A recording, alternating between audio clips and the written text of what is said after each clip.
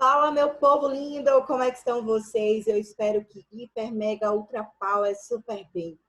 Ontem estava marcada a nossa aula aqui, o nosso encontro pelo Zoom, às 19 horas, justamente para tratarmos sobre o que é a ação, quais são as teorias sobre o que seja a ação, assim como estudamos o que é o processo e as teorias sobre o processo. Só que, amores, ontem eu não passei bem a sua prosinha aqui que vos fala. Eu acabei passando muito mal e é por isso que hoje eu estou gravando aqui essa aula para poder disponibilizar para vocês, tá certo? Então vamos lá, sem demora, vamos juntos. Ainda mais que semana que vem será o nosso período de provas, então vocês precisam ficar aqui ligadinhos comigo, tá? Tendo estudado todo o conteúdo que será objeto da nossa prova. Amores, vou aproveitar aqui o nosso chat que está aqui do lado para poder escrever algumas coisas. Eu quero que você pegue papel, caneta na mão. O que nós iremos estudar você encontra em qualquer obra, qualquer doutrinador, sobre teoria geral do processo.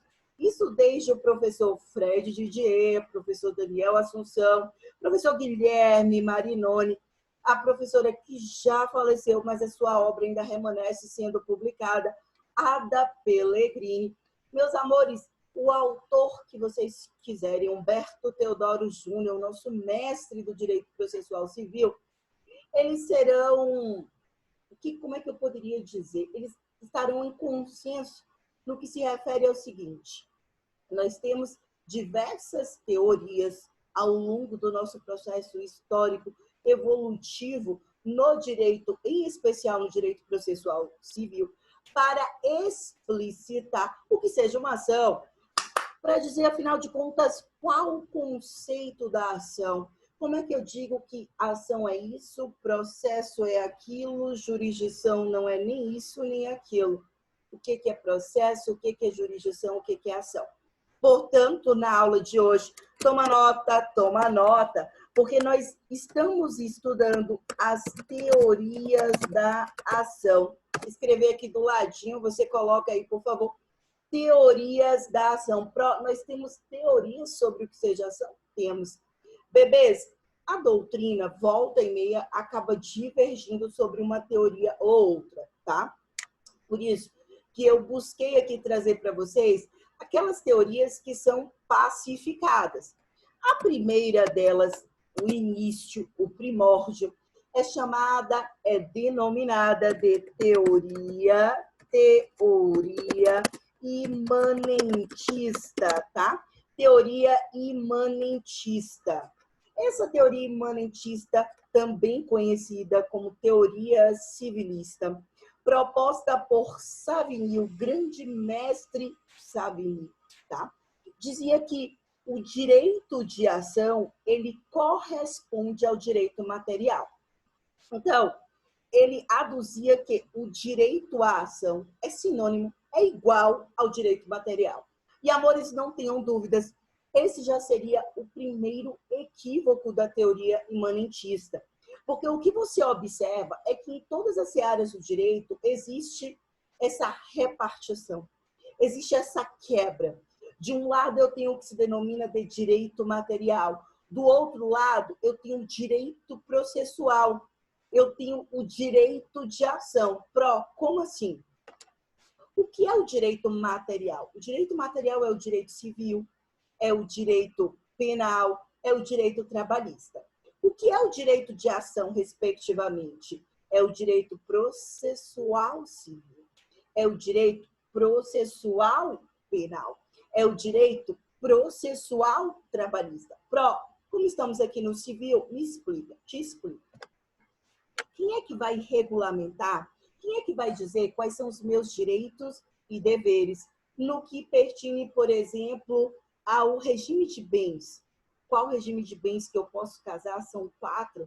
Se eu vou escolher a comunhão parcial de bens, a comunhão total de bens, a comunicação final nos aquestos, ou se eu vou optar pela separação de bens, a separação convencional ou a obrigatória decorrente da lei.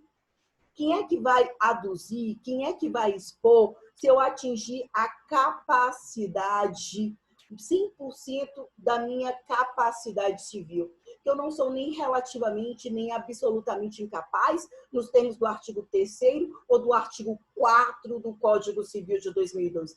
Não tenham dúvidas, é o Código Civil. Portanto, o Código Civil regulamenta os defeitos do negócio jurídico. Quando é que eu entendo que no negócio fora cometida uma coerção, um estado de perigo, a qual um dos contratantes foi colocado, que a própria parte do negócio jurídico agiu com erro, que ela foi induzida a dolo, que as partes se conluiaram para fraudar credores ou até mesmo para cometer uma simulação. Indisciplina, o que pode, o que não pode ser feito no decorrer das nossas idas e vindas, nos relacionamentos em direito sucessório, quando uma pessoa falece, em direito de família, quando alguém herda, quando alguém é legatário, no direito real, quando eu estou diante de uma hipoteca, de uma anticrese, de uma alienação fiduciária em garantia, quais as consequências disso? De se fazer, de não se fazer, de dar, de entregar, de pagar, de ficar inadimplente. É o direito civil. Agora, se eu... Escutou? Se eu bato na porta do Poder Judiciário, presta atenção, abre bem o olho, bota tic-tac para funcionar. E eu estou requerendo que a tutela jurisdicional do Estado seja exercida, aquilo que você já aprendeu comigo. O Estado, ele passou a deter a tutela. Por que minha prova? Porque o Estado juiz é o responsável por dizer o direito ou no caso concreto. Isso vai ser executado por meio de um processo. O que é o processo? E aí você lembra que você estudou comigo, Oscar von Billow, é uma relação jurídica processual. Lembra do autor, Oscar von Billow, quando ele dizia que processo se trata de uma relação jurídica processual? Olha como soa gostoso, vá sentindo a sinfonia do processo civil. De um lado eu tenho o autor, que é aquele que impede, do outro lado eu tenho um réu, continua comigo, que é contra quem é pedido, o Estado juiz vai decidir. O que é o direito de ação? É o direito que o indivíduo, que o cidadão possui de fazer uso do processo. O direito de ação é um direito subjetivo, é um direito facultativo. E ele exerce, ele executa, ele coloca na prática o direito de ação por meio do processo. Então, quando a gente está falando do direito de ação, você vai ter que estudar os direitos que incidem sobre o processo. Por isso, bebê, bota na sua cabeça, você que está no 3º semestre, que quando você for estudar processo penal, você vai ter que estudar quantas testemunhas o réu, o acusado, vai poder apresentar em juízo. Quantas testemunhas o promotor de acusação vai poder apresentar. Se a gente está diante do tribunal do júri, a regra é diferenciada. Se a gente está diante de um crime cometido por um militar contra outro militar na jurisdição militar, a regra é diferenciada. Acorda, se a gente está diante de um crime eleitoral, o nosso código eleitoral, a regra é diferenciada. Se a gente está diante de um crime, falso testemunho, cometido no âmbito da Justiça do Trabalho, se trata de um crime federal, a Justiça do Trabalho não julga crime e, portanto, esse crime deverá ser julgado perante a Justiça Federal, a vara federal. Cada um com a sua competência. O processo ele vai dizer qual o prazo para que a parte contrária possa apresentar uma contestação, quantas testemunhas poderão ser apresentadas no processo civil, no processo de trabalho, no processo penal, no processo eleitoral, quantas vezes eu vou poder recorrer, qual o prazo que eu tenho para recorrer, de que forma eu posso recorrer na Justiça do Trabalho, eu não posso recorrer de decisão interlocutória. Nos juizados cíveis, Lei 9.099 de 95, eu não posso recorrer de decisão interlocutória. Porém, contudo, todavia, no processo civil, eu posso, não só posso como devo. Artigo 1015 do CPC, das decisões interlocutórias com rol taxativo, será cabível o recurso do agravo de instrumento. Então, por que eu estou te contando essa historinha? Para que você, de uma vez por todas, enfie uma coisa na sua cabeça que eu levei anos para entender na minha faculdade de Direito. Uma coisa é direito material. Direito material. Ele vai regulamentar o cerne da questão. O que eu posso ou o que eu não posso fazer. Acabou! Isso na esfera do penal, isso na esfera trabalhista, isso na esfera eleitoral, isso na esfera militar. Outra coisa é, uma vez que um direito foi vilipendiado, uma vez que o meu direito foi ameaçado, que eu sofri uma lesão ou ameaça de lesão, ó, sinta que gostoso, sinta. Artigo 5º, inciso 35 da Constituição Federal de 88, princípio da inafastabilidade da jurisdição, nenhuma lesão ao direito ou ameaça de lesão ao direito serão afastados da apreciação do Poder Judiciário. É o meu direito subjetivo de ação, o qual eu irei exercer por meio do processo, e daí eu tenho que entender a regra do jogo. O processo é o que faz o advogado ser fodástico. É como você está ali jogando aquele... Não é um joguinho de tabuleiro, não. É xadrez, bebê. É xadrez. Quando impugnar, quando manifestar, quando propor a flexibilização procedimental que nós já estudamos, que é o negócio jurídico processual. Rapaz, o negócio aqui não tá bom, não. Rapaz, tô achando melhor a gente transacionar, hein? Bora fazer um acordo, bebê? Ou, será que é melhor comprar briga? Estudou a jurisprudência? O que os tribunais pacificaram? Qual o entendimento a esse respeito? Vale a pena pedir vínculo empregatício para quem é uberista? Vale a pena requerer vínculo empregatício para quem é do iFood? O que a jurisprudência decidiu a respeito? Eu comprei um imóvel na planta, em construção, uma promessa de compra e venda. Porra, não me entregaram no prazo. Atrasaram o imóvel em 18 meses, estão me cobrando juros exorbitantes. Será que eu não tenho direito a nada? O Superior Tribunal de Justiça em nada se manifestou. Eu paguei uma taxa de corretagem altíssima. O que diz o Código de Defesa do Consumidor? O que fala o Superior Tribunal de Justiça? Isso tudo a despeito de regras do processo. O que eu posso e o que é que eu não posso fazer dentro do processo. Quais os tipos de provas para aquele tipo de processo que é cabível ou que são cabíveis. Quanto tempo eu tenho que aguardar o magistrado chegar na primeira audiência do dia? 30 minutos? E se eu estiver na Justiça do Trabalho, 15 minutos. Se eu estiver na esfera penal, 30 minutos. Quantas vezes eu posso pedir para falar, quem fala primeiro, a parte autora ou a parte ré? No processo civil, no processo do trabalho. E se eu tiver uma perícia realizada? Quem é que é ouvido primeiro? E se eu tenho testemunhas, uma testemunha pode ouvir o depoimento da outra? E se a testemunha faltar com a verdade no processo, se ela omitir deliberadamente informações ou se ela mente em juízo. Então, amores, primeira coisa que eu quero que vocês entendam é direito material não corresponde ao direito processual. E o primeiro equívoco de Savigny, que era um equívoco que se esperava à época. Por que se esperava à época? Porque naquela época a gente não tinha uma separação tão clara dessa tutela estatal. Portanto, como eu expliquei para vocês lá, quando nós estudamos as teorias sobre o processo, nós tínhamos ali um conluio, nós tínhamos uma verdadeira confusão entre o que era do poder público e o que era do poder, ou pelo menos da seara privada. Não existia essa distinção do Estado juiz. E é por isso que, dentre as teorias da ação, essa teoria imanentista, repito eu, fala para mim, mais conhecida como teoria civilista, que foi proposta por quem? Por Savigny. Ela, vou escrever aqui, você pega papel e caneta e escreve aí também, por favor.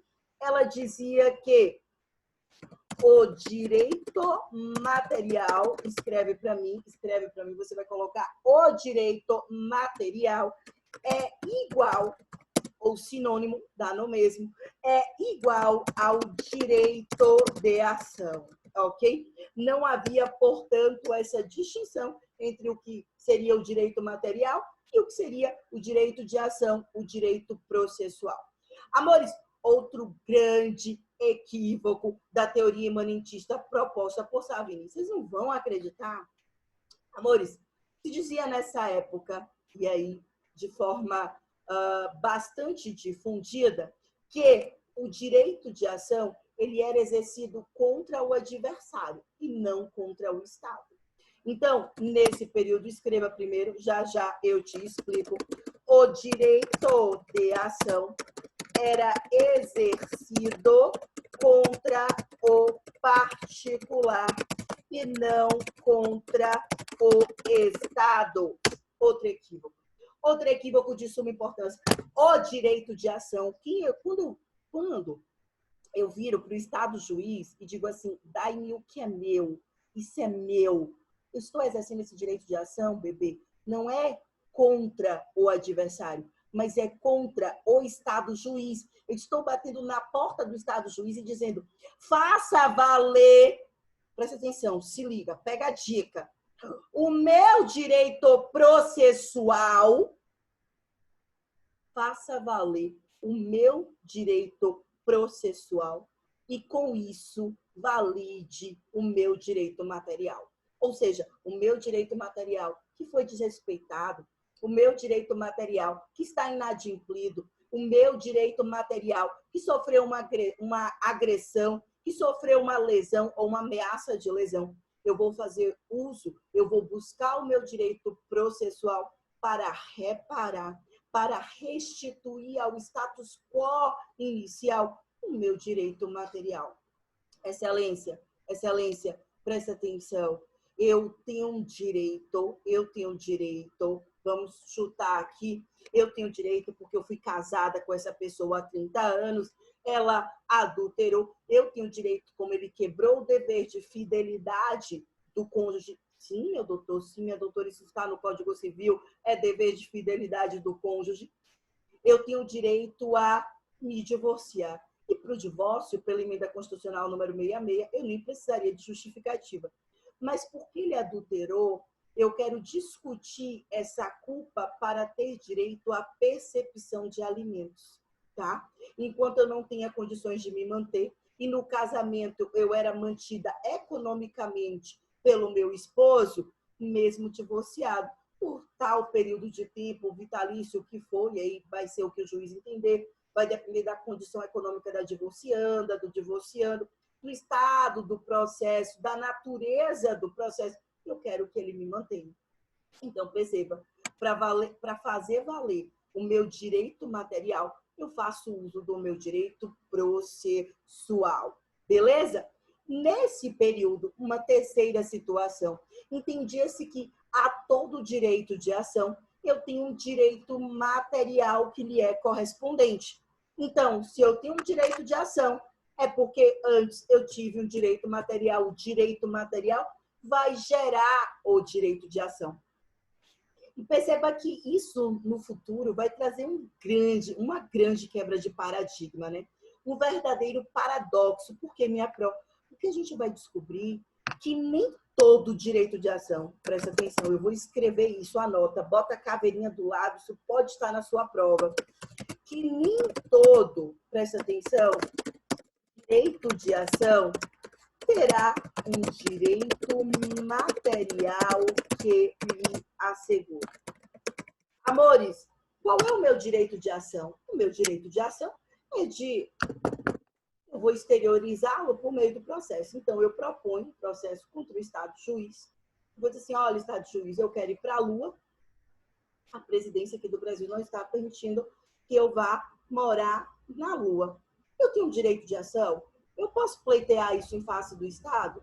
Posso.